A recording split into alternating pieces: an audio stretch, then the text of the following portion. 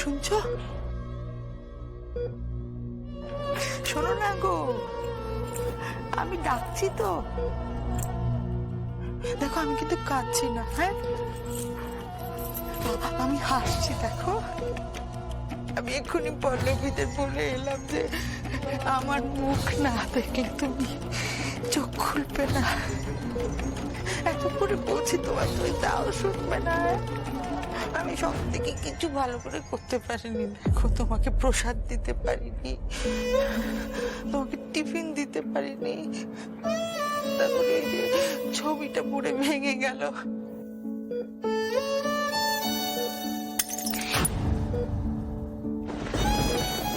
আমার মনটা এত আনচান আনচান করছিল না। আমি তোমাকে বলেছিলাম, মনে আছে, যে আমার সিঁদুরের জোরে কোনো বিপদ আপদ তোমায় ছুঁতে পারবে না, বলেছিলাম তো।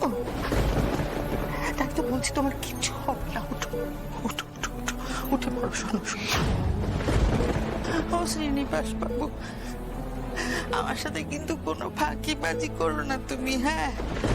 তুমি কিন্তু আমায় 7 জন্মের প্রতিজ্ঞা করেছো। আমায় কিন্তু ছেড়ে চলে যাওয়ার কথা একদম ভাববে না। এই জানো তো, আজকে না মন্দিরে আমার শাখা পলাটা ভেঙে গেছিল, কিন্তু আমি সব টুকরোগুলো কুড়িয়ে এনেছি, একটা ওখানে ফেলে আসিনি। হ্যাঁ, আর দেখো এই সুতোটা হাতে বেঁধে এনেছি। হ্যাঁ, তুমি সুস্থ হয়ে উঠলে আমাকে একটা শাখা পরিয়ে দিও, কেমন? আমাদের যে অনেকগুলো কাজ বাকি গো। হ্যাঁ, তুমি ভুলে গেলে আমাদের পল্লবীর বিয়ে। ঝিনুক সম্রাটের বাচ্চা হলে ওরা আমাদের ডাকবে তো, দাদুন দিদুন বলে ডাকবে তো। হ্যাঁ, আর আমাদের কমলা নিবাস, যে বাড়িটা তুমি বলেছো আমার নামে বানাবে, ওটা করবে না? ওটাই তো আমাদের সব থেকে বড় স্বপ্ন।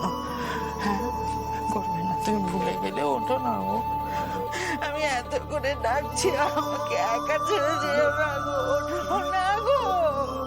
দেখো কমলা কিন্তু তোমায় ছাড়া অসম্পূর্ণ।